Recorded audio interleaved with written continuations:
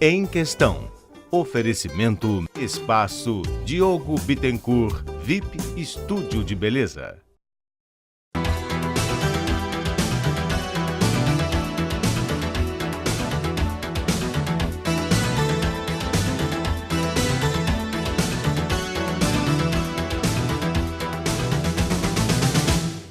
Os primeiros registros de práticas para treinar a mente datam de 2000 anos antes de Cristo. Estão presentes nos Vedas, as escrituras sagradas indianas.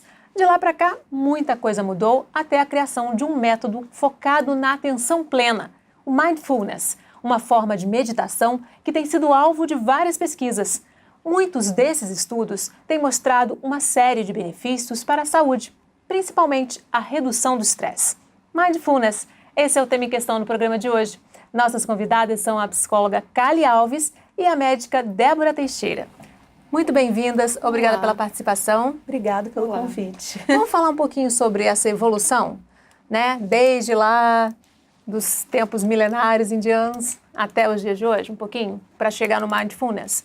Como é que surgiu, então, o Mindfulness?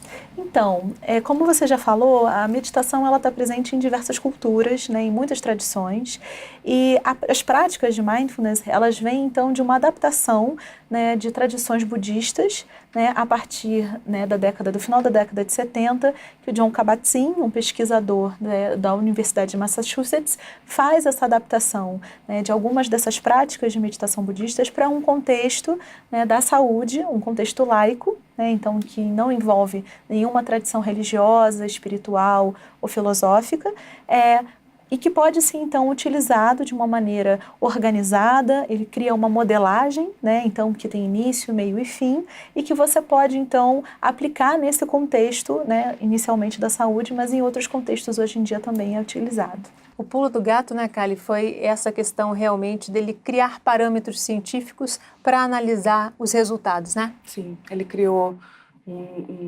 instrumentos que pudessem validar ou não os resultados encontrados, os resultados que já eram descritos pelos pacientes, né, pelos praticantes. Ele começou a fazer esses estudos em 1979, né, onde ele começou a criar o método de meditação em atenção plena, o Mindfulness, e aí aos poucos ele foi criando maneiras de medir os benefícios que as pessoas relatavam. E esse método que ele criou, ele começa com 8 semanas, né? Exatamente.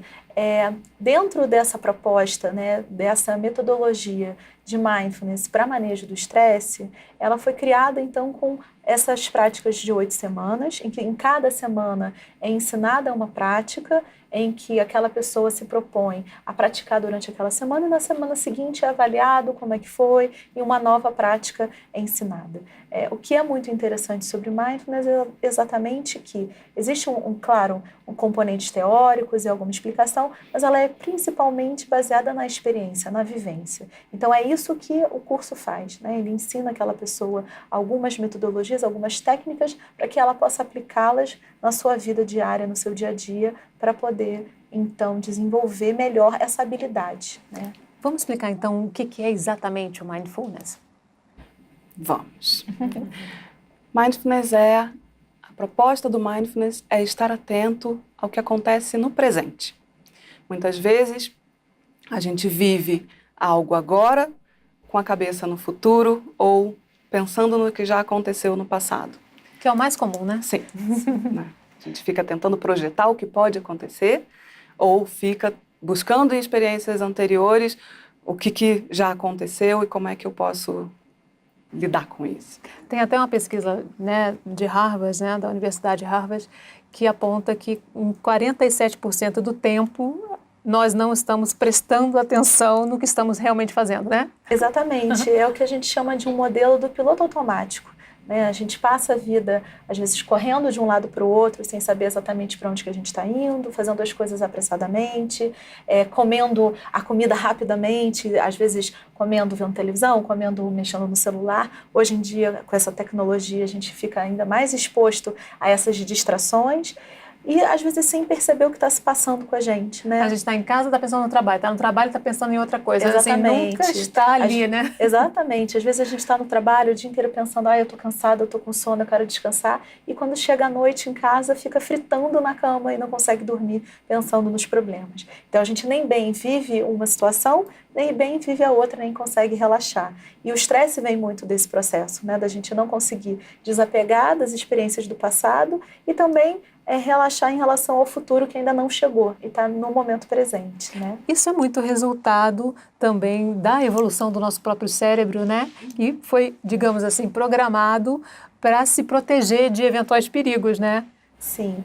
O que acontece? Quando a gente está vivendo uma situação de estresse, de perigo, o nosso cérebro se ativa, né? Então, a gente tem um modo que a gente chama de luta e fuga, né? Então, a gente ativa cortisol, vários mecanismos para poder se retirar e rapidamente agir numa situação de perigo físico, concreto e tal.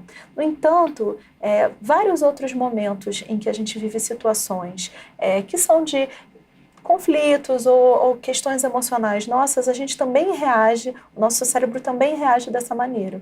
E isso acaba se cronificando. Então, a gente ficar cronicamente ativado nesse momento, né, nessa modalidade de luta ou fuga, com cortisol circulando no nosso corrente sanguínea, não é bom, não é legal e tem efeitos, né, negativos no nosso cérebro, na nossa genética, né, assim, na questão do envelhecimento, né, dos nossos telômeros, que são a nossa carga genética. Então, tudo isso hoje já se mostra que, de maneira crônica, né, a longo e médio e longo prazo, a gente acaba tendo prejuízo para a saúde. Então, manejar o estresse e ativar outras fontes, né, de funcionamento neuronal é interessante para a gente. Para que não haja essa reação, né, desencadeada por um perigo que não existe, né?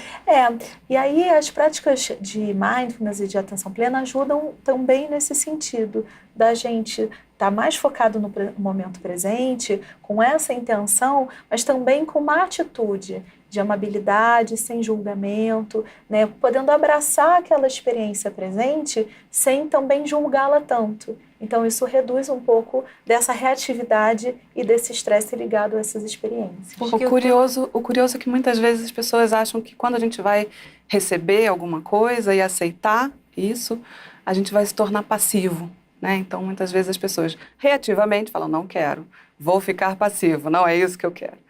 Quando?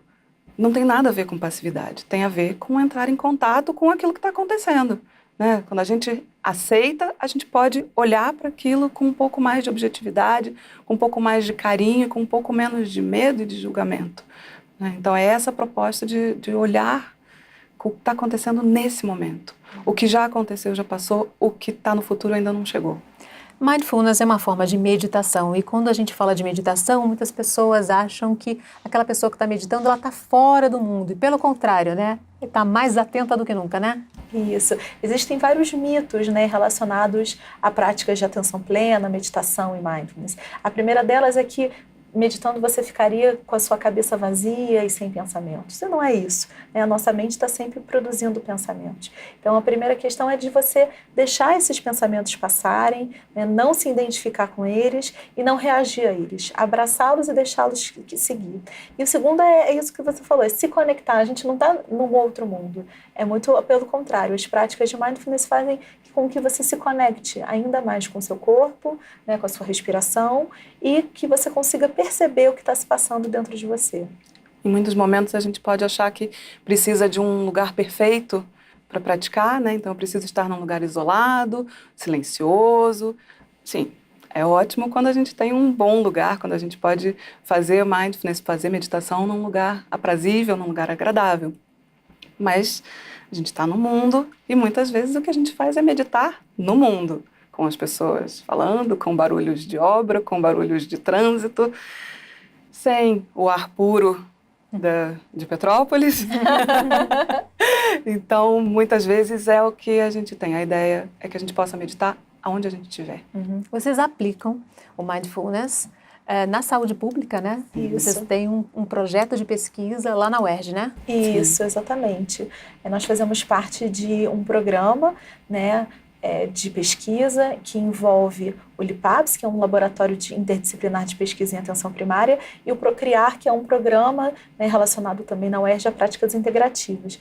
E aí a gente tem feito esse trabalho de implementação de grupos em unidades básicas de saúde, em clínicas da família, em alguns outros cenários, como ambulatório de saúde mental, e ele também foi aplicado em estudantes de graduação, e aí é muito interessante, né, de trabalhar essa questão da saúde mental, do estudante universitário. Então, a gente teve essa boa receptividade e também com profissionais de saúde, né? Inclusive lá na UERJ, né, esses estudantes que estavam passando aí por dificuldades geradas pela greve, aquela questão do não pagamento dos professores, né? E as incertezas, os medos. Tinha ainda mais fatores aí, geradores de estresse. Com certeza. Então, assim, o feedback que a gente recebeu dos estudantes foi bastante positivo, né, no sentido exatamente de ajudar como uma ferramenta para manejo, né, do estresse desse momento, dessa ansiedade, de, né, trabalho de conclusão de curso, de vou me formar, não vou me formar, quando vou me formar, todas essas ansiedades relacionadas a esse momento do ciclo de vida, né, digamos assim. Kali, vocês ainda estão aplicando, né, o método da atenção plena, e no futuro vocês pretendem quantificar esses dados, né, transformar esses dados em resultados mesmo? Sim, nós fizemos aplicação de questionários, pré e pós, e nós fizemos grupos focais. Então, a gente vai ter um banco quantitativo e um banco qualitativo, em todos os grupos que a gente rodou, né, que a gente aplicou. Então, em breve, a gente espera ter muitas publicações da UERJ com a Unifesp, podendo falar muito dessa nossa experiência. E o que vocês já estão percebendo? Que a gente já está percebendo. São 2 anos de trabalho, né? São 2 anos de trabalho. O que a gente percebe as pessoas referem uma melhora, né, da qualidade de vida, do manejo do estresse, durante as 8 semanas, mas a continuidade é que vai determinar se os resultados vão ser mais permanentes. Né? Então, se as pessoas conseguem trazer isso para o cotidiano delas, para a vida delas, elas certamente conseguem apresentar resultados melhores. Porque esse método de 8 semanas é um começo, né? É o primeiro passo. Na verdade, é uma prática contínua, né? Sim. Exatamente. A prática de mindfulness, né, de meditação, ela é como a atividade física, ela precisa de constância e ela precisa de uma prática regular para que você possa observar resultados mais profundos e duradouros. Então, mesmo que essas práticas não sejam muito longas, que às vezes na vida das pessoas elas não conseguem, né, tirar 1 hora, 2 horas para fazer as práticas, mas práticas mais curtas, mas com alguma regularidade, também ajudam e têm benefícios, né, para a saúde das pessoas. No último bloco a gente vai pedir para vocês passarem um exercíciozinho simples para a gente, que a gente pode fazer em casa, assim, sem contraindicações, né, que qualquer pessoa consegue. Mas, por enquanto, vamos falar um pouquinho dos resultados, né? Existem várias pesquisas sendo feitas, uma média de 30 por semana. Sim, é um assunto que está no topo das pesquisas. E alguns resultados têm sido relatados, né? Principalmente em relação ao estresse, que foi o primeiro estudo, né? E também em relação a outras doenças, outros distúrbios, como o caso da depressão, né? Depressão e ansiedade. Então, a gente tem resultados de pesquisas de que há melhoras importantes nos sintomas da ansiedade e depressão, seja em função da ruminação do passado, seja em função da necessidade de controlar e projetar o futuro. Então, há resultados muito significativos na melhora da qualidade de vida desses pacientes e na aceitação do processo de adoecimento deles e na capacidade deles de se apropriar e de se empoderar do autocuidado. Foi criado até um protocolo em relação a isso, né, da utilização do mindfulness junto com a terapia cognitiva, né? Exatamente, com a terapia cognitiva, voltado especificamente para pacientes com ansiedade e depressão. Outros problemas também podem ser diminuídos com a prática da meditação?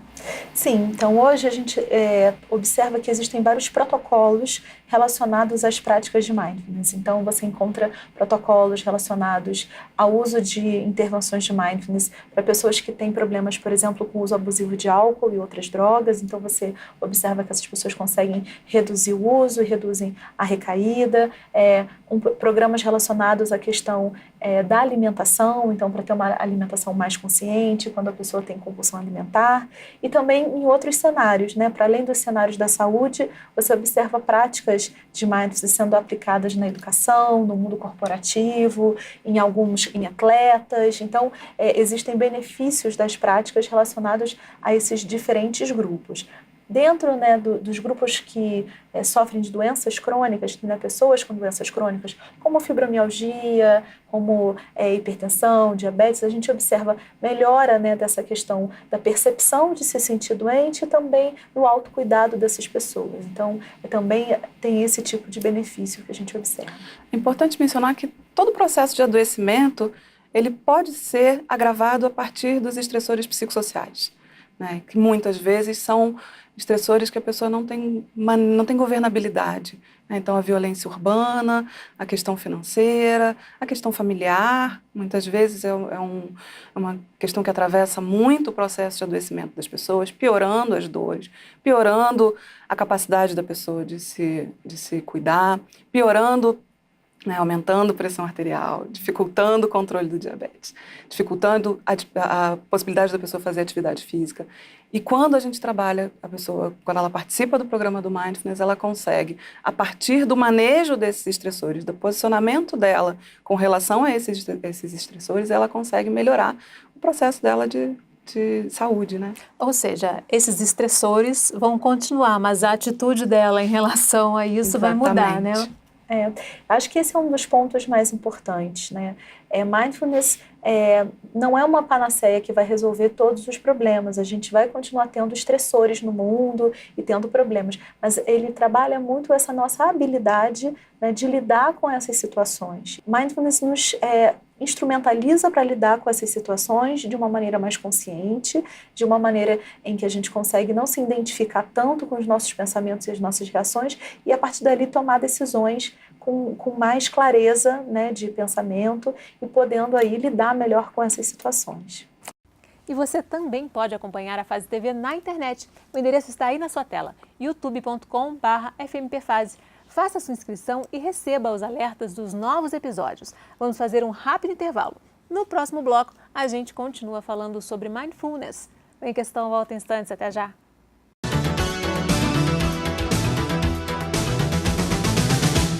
Em Questão. Oferecimento Espaço Diogo Bittencourt, VIP Estúdio de Beleza. Em Questão. Oferecimento Espaço Diogo Bittencourt, VIP Estúdio de Beleza.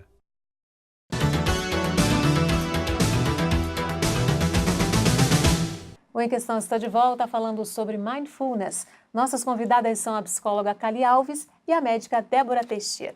Vamos voltar falando de pesquisas, mais pesquisas, né? Sim.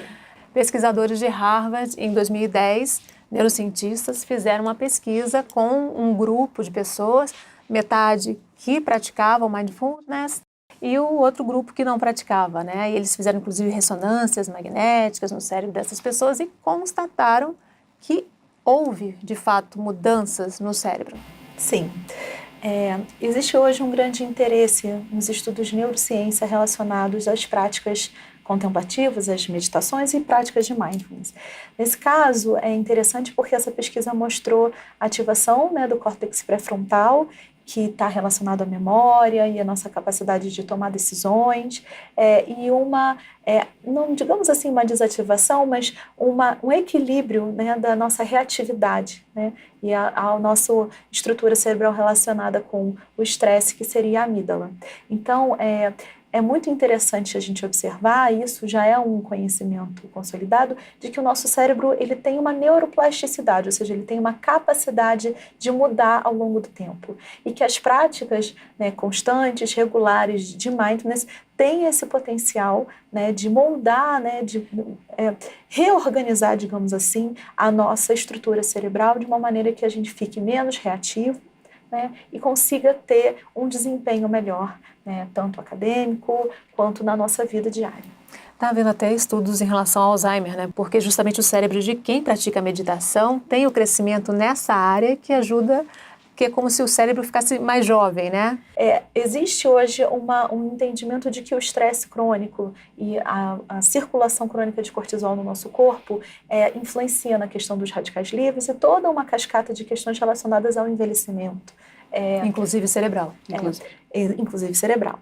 Ainda é difícil a gente fazer afirmações tão precisas, né, de que uma coisa leva a outra. Mas, no entanto, pensando a longo e médio prazo, é interessante, sim, a gente entender que existe esse potencial de que essas práticas de mindfulness podem, né, proteger, né, a nossa saúde de uma maneira global, e inclusive o nosso cérebro em relação ao envelhecimento mais saudável, digamos assim. Muda fisicamente o cérebro e muda também o funcionamento, né? Exatamente, porque o cérebro ele é um órgão bastante complexo e que ele não fala, né, a estrutura dele não é só a questão do seu volume, né, mas muito a sua bioquímica, né, das interações, né, neuronais. Então, que áreas estão mais ativadas e de que forma elas interagem. A gente compreende hoje que existem, né, digamos assim, 3 grandes sistemas, né, neuroquímicos. Um deles relacionado à agressão, fuga, né, que a gente já falou um pouquinho, que tem a ver com cortisol. Um que tem a ver com o nosso prazer, que seria a dopamina e aquelas questões relacionadas a uns prazeres um pouco mais imediatos, né? E um sistema que tem mais a ver com o nosso equilíbrio, que tem a ver com sistemas hormonais também relacionados à ocitocina.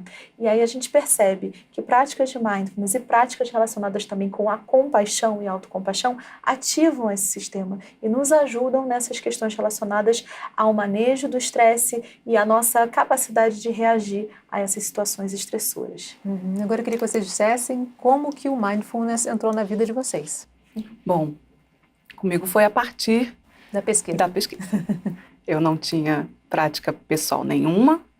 Na verdade, eu tinha tentado praticar antes, não tinha conseguido, não achava que aquilo não era para mim. E aí, a partir dessa pesquisa, eu fui entrando em contato com o Mindfulness, fiz o curso de formação e eu me apaixonei, porque houve uma mudança importante na minha vida pessoal, na maneira como eu vivo, porque tem uma coisa que é importante a gente falar sobre a proposta de formação de facilitadores, é que a primeira coisa que a gente faz é a gente aprender pra gente, né? O primeiro momento da formação você precisa aprender. Você precisa experimentar isso. Você não tem condição de ensinar, de ajudar as pessoas se você não tiver isso dentro de você e se você não for um praticante. Vai ser muito difícil de se aproximar do que a pessoa está vivendo. Então, eu tive que trazer isso para a minha vida e foi incrível, foi muito legal. E depois eu comecei a ver isso profissionalmente, né? Comecei a ver com os meus pacientes, como eles estavam melhorando, como eles estavam conseguindo manejar a vida deles de uma maneira diferente.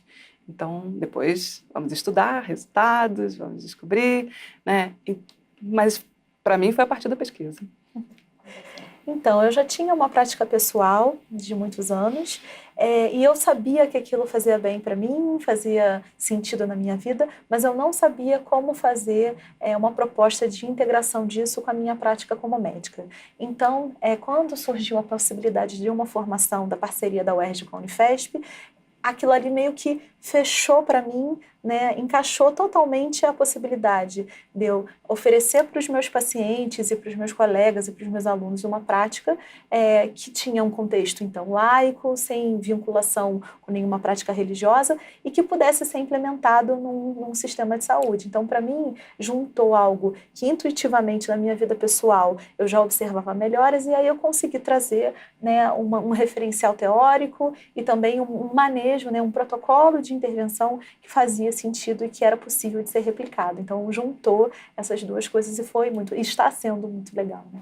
Isso tem a ver com uma mudança no conceito de saúde, né? Que hoje a saúde é vista de uma forma mais ampla, né? E inclui não só o bem-estar físico, como mental e espiritual, né? E a inclusão das práticas integrativas e complementares, né? Sim, isso é bem interessante porque no ano passado, né, em 2017, houve uma atualização da Política Nacional das Práticas Integrativas e a meditação entrou nesse contexto. Isso foi muito importante porque possibilita, né, outros caminhos de implementação dessas práticas dentro do sistema de saúde e na academia e tudo isso. E também eu acho que, eu concordo com você, essa questão de uma visão ampliada de saúde que leva em consideração o contexto de vida biopsicossocial da pessoa, hoje a gente sabe que é isso, hoje, todas as doenças crônicas têm impacto, né, biopsicossocial. Então, a gente trabalhar com as meditações de atenção plena, com mindfulness, ajuda nesse sentido. Acho que tão importante da gente falar sobre a mudança do conceito de saúde é a gente falar também da mudança do conceito de cuidado em saúde. Então, a integralidade passa a ser um fator fundamental no cuidado em saúde. Ver a pessoa como uma inteira, né, como um organismo inteiro, incluindo família, incluindo o lugar onde ela mora, incluindo o trabalho. E os profissionais de saúde saberem que isso é função deles. Então, falar sobre família, cuidar da questão do trabalho, cuidar da questão que influencia toda a vida dessa pessoa é muito importante. E aí o Ministério da Saúde poder incluir a meditação e fortalecer as práticas integrativas ajuda com que a gente possa oferecer um cuidado integral mais substancioso. Né? A gente consegue ter mais ferramenta, ter mais possibilidade de atuação para o cuidado da saúde das pessoas.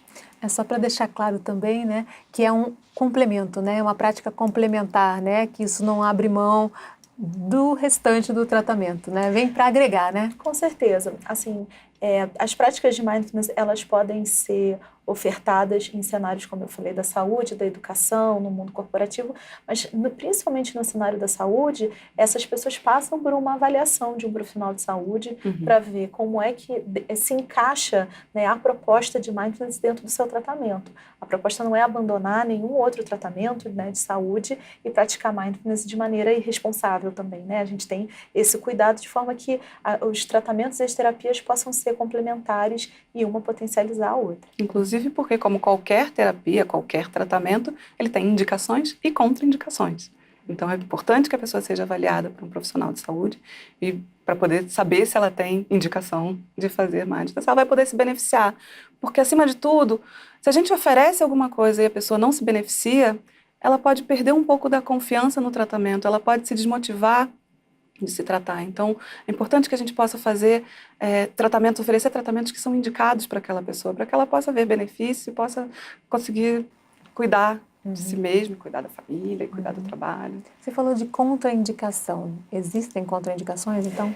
Existem algumas, né? Principalmente pessoas que estão em algum sofrimento mental, psíquico agudo. Então, se a pessoa está, por exemplo, num momento com uma crise de ansiedade aguda, não é recomendado que ela comece uma prática nesse momento. É melhor que ela estabilize. Se ela está com um quadro depressivo agudo, né, não compensado, não é um momento mais indicado para ela realizar essa prática. Ela primeiro se estabiliza e aí depois que ela está mais estável com o seu tratamento, ela pode começar e aí sim você vê muitos benefícios. Porque todas essas práticas, elas têm como proposta em que você faça contato, né, com o seu corpo, com seus pensamentos, com as suas emoções. E às vezes pessoas que estão nesses estados agudos, né, tanto de um humor depressivo quanto de ansiedade, às vezes não suportam fazer contato com esses conteúdos. Então, nesse momento, é melhor que ela se estabilize para depois ela poder receber e praticar de uma maneira mais saudável. Se ela já for um praticante, ela não precisa parar, mas iniciar essa nova proposta nesse momento pode ser difícil. Vamos falar então de educação? Vocês participaram aqui da capacitação docente dos professores da FMP Fase, trazendo mindfulness, né? Essa capacitação que foi focada na qualidade de vida. Existem muitas escolas e faculdades no mundo que estão utilizando o mindfulness, tanto para professores quanto para alunos, né? Sim, sim.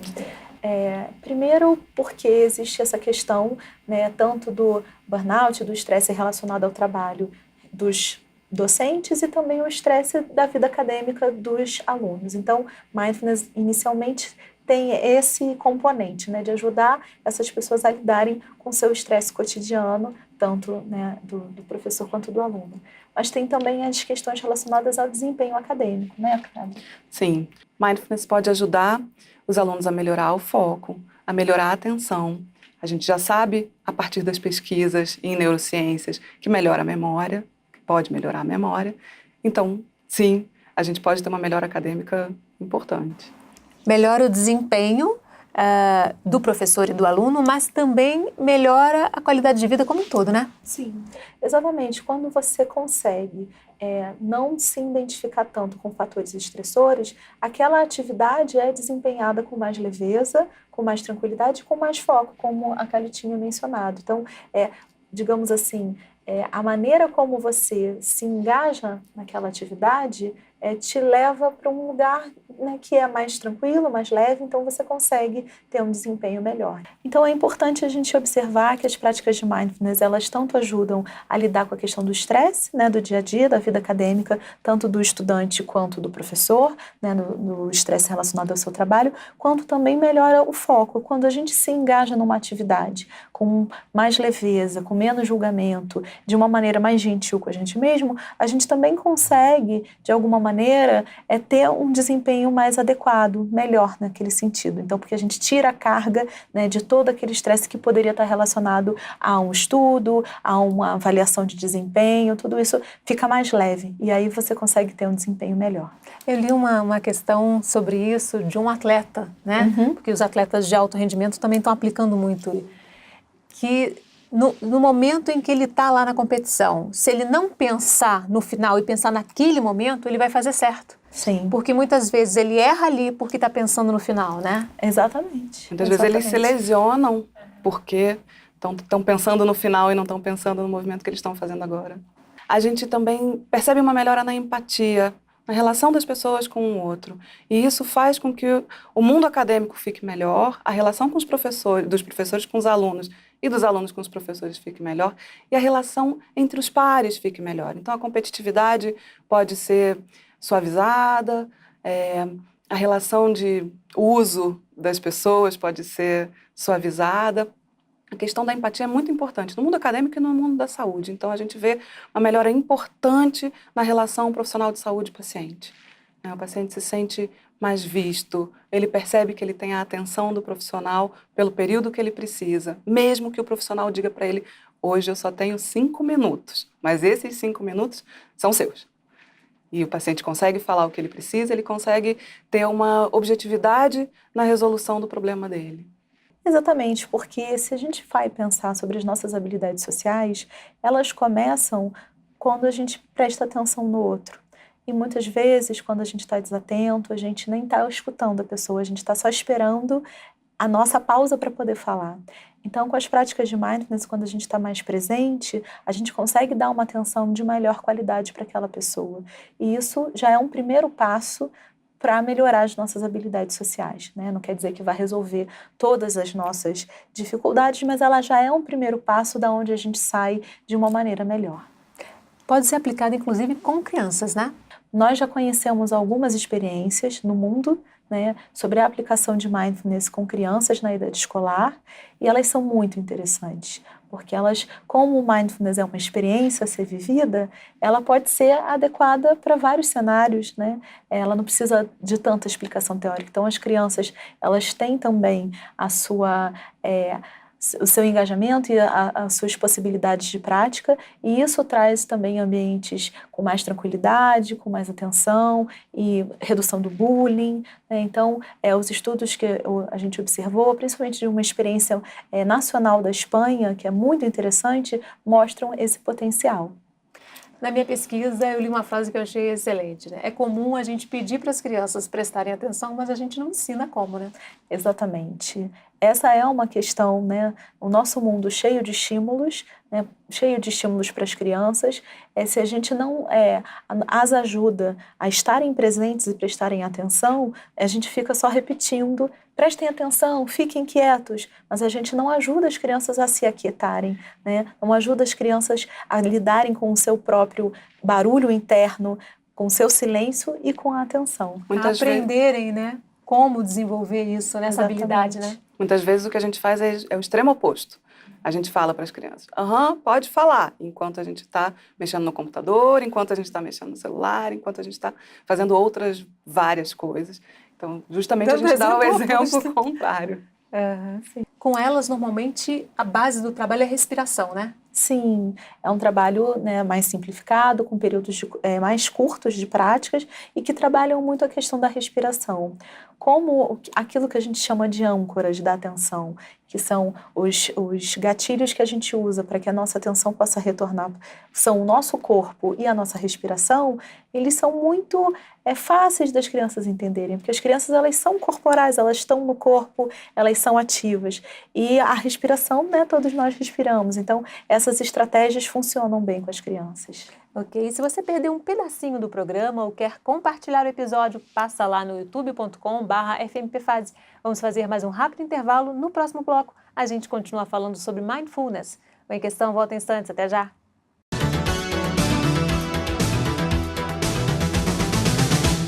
Em Questão. Oferecimento Espaço Diogo Bittencourt, VIP Estúdio de Beleza. Em Questão. Oferecimento Espaço Diogo Bittencourt, VIP Estúdio de Beleza.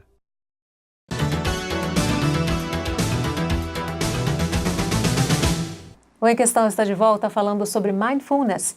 Nossas convidadas são a psicóloga Kália Alves e a médica Débora Teixeira.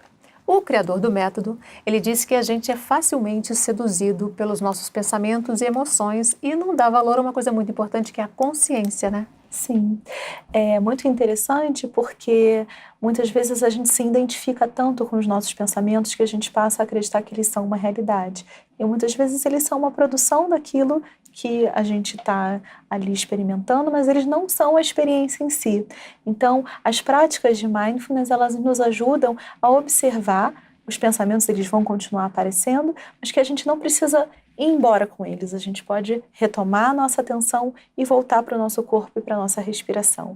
A consciência, ela vem desse processo de você entender que você foi e que você pode voltar. E que você vai voltar quantas vezes for necessário.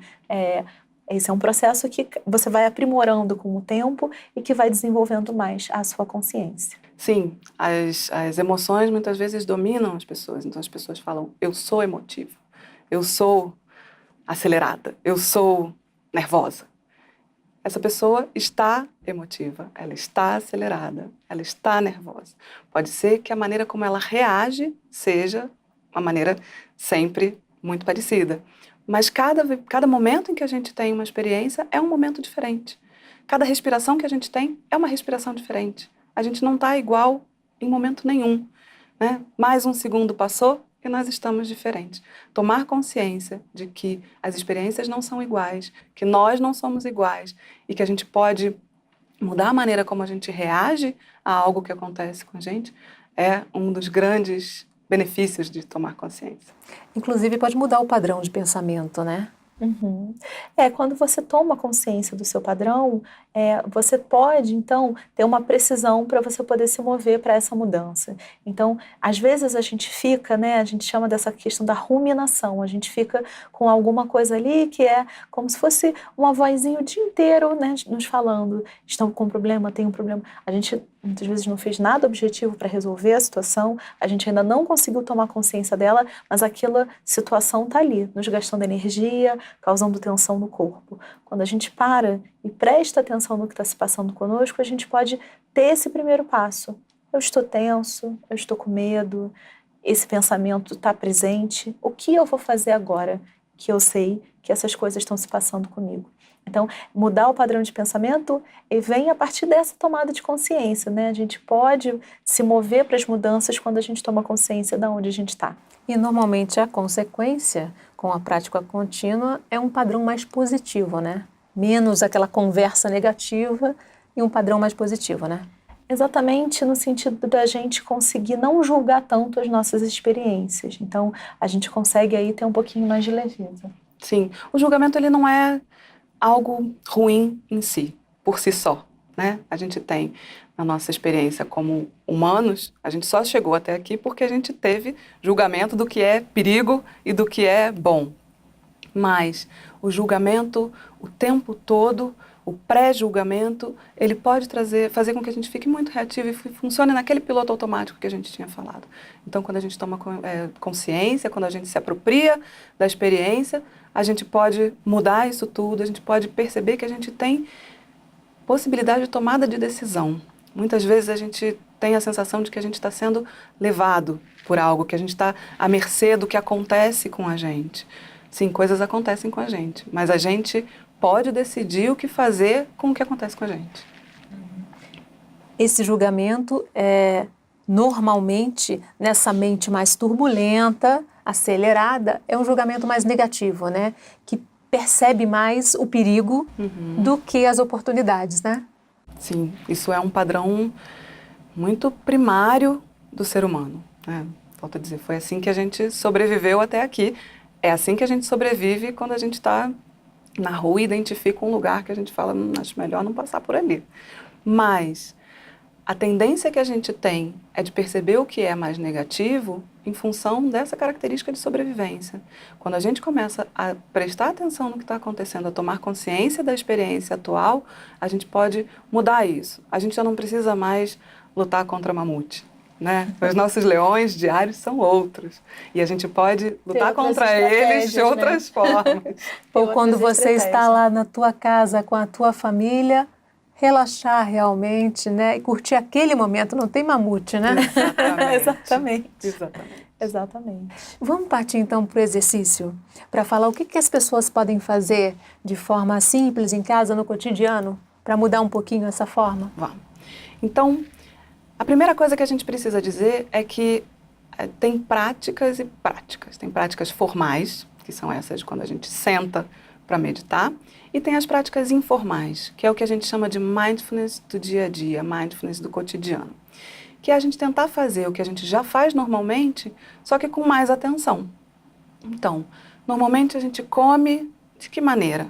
A gente percebe a textura da comida, a temperatura, o tempero, o que exatamente a gente comeu, como é que estava, se estava bonito, a gente olha para a nossa comida, ou a gente faz isso enquanto assiste televisão, enquanto mexe no celular, enquanto lê alguma coisa. Geralmente é na segunda opção. Muitas vezes a gente engole a comida porque a gente está com pressa, porque a gente precisa fazer isso rápido.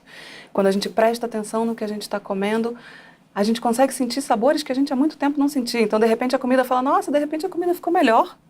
E a gente pode ter outras experiências. Caminhar na rua é uma outra característica do que a gente faz muito acelerado. Então, a gente geralmente vai de um lugar para o outro com pressa. Então, a gente pisa torto, pisa errado, pisa em buraco, anda mexendo no telefone para poder ganhar tempo e tem um monte de acidente, se machuca, torce o pé, nem nota como é que a gente está, então às vezes a gente não vê o que está acontecendo ao redor, né? Exatamente, tromba com as pessoas na rua, atravessa a rua sem prestar atenção se a gente pode atravessar, então a gente acaba se colocando em risco em algumas situações. Quando a gente consegue perceber isso, então como é a nossa pisada? Como é que a gente pisa no chão? Como é que está o peso da bolsa no ombro? Como é que está a minha passada? Como é que eu estou? O que está acontecendo em volta? Será que tem alguma coisa no chão? A gente consegue perceber coisas que a gente não percebia antes. A gente percebe a casa que a gente passa todos os dias e que, de repente, tem alguma coisa que a gente nunca notou. A gente consegue perceber as pessoas que cruzam com a gente pela rua. Então, essa é uma prática do cotidiano, que a gente já pode usar a todo momento, né? Quando a gente toma banho, a gente tem uma temperatura da água, a gente tem um toque da água na pele e a gente geralmente toma banho pensando em tudo que a gente tem que fazer depois, na roupa que a gente vai vestir, na hora que a gente vai sair, no que a gente vai almoçar. Aproveita aquele momento, né? Aproveite aquele momento, esteja naquele momento. Como eu tinha falado antes, uma das âncoras importantes da nossa atenção é a respiração. E a respiração, ela tem uma questão maravilhosa, que primeiro ela é universal, né? Todos respiramos, né? Felizmente. E ela está sempre presente, né? Então a gente respira e quando a gente presta atenção na nossa respiração, ela imediatamente nos traz para o momento presente. Porque a gente não respira ontem, nem amanhã. A gente só pode respirar hoje. Então, quando a gente está num momento em que a gente percebe que a gente precisa focar a nossa atenção e a gente deseja fazer uma prática, primeiro momento, focar na nossa respiração, e aí eu digo uma respiração natural, que não precisa ser acelerada nem profunda, mas simplesmente fazer o contato com a respiração e com o seu corpo já é um primeiro passo de uma prática. Para quem é iniciante e não tem experiência, às vezes é difícil começar a praticar sozinho.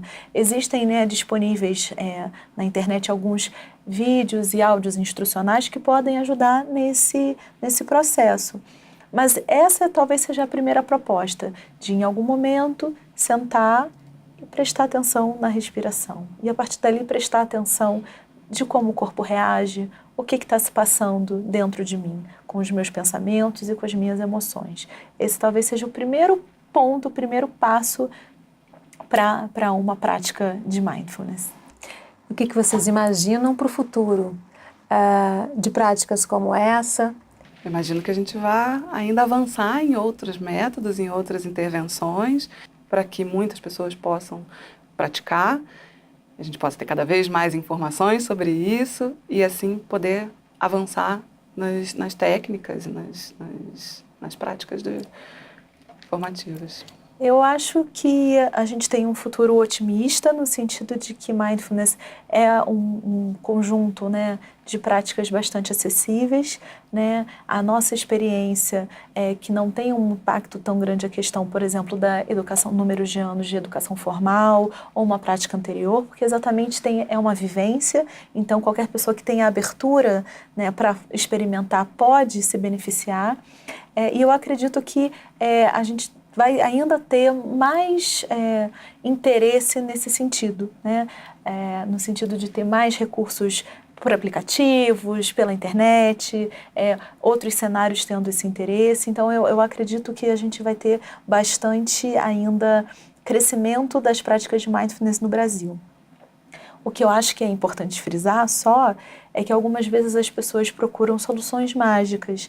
E mindfulness, ela não é uma mágica, ela é uma prática que depende da regularidade. Então, acho que a única questão que se coloca no futuro, né, como um desafio é que as pessoas consigam se engajar em ter uma prática regular. Né? Então essa talvez eu acho que seja a maior questão, como é que a gente consegue apoiar mais as pessoas para que elas tenham práticas regulares e possam se beneficiar desses efeitos. Ok, infelizmente nosso tempo terminou, agradeço muitíssimo a participação de vocês. Obrigada a você pelo convite.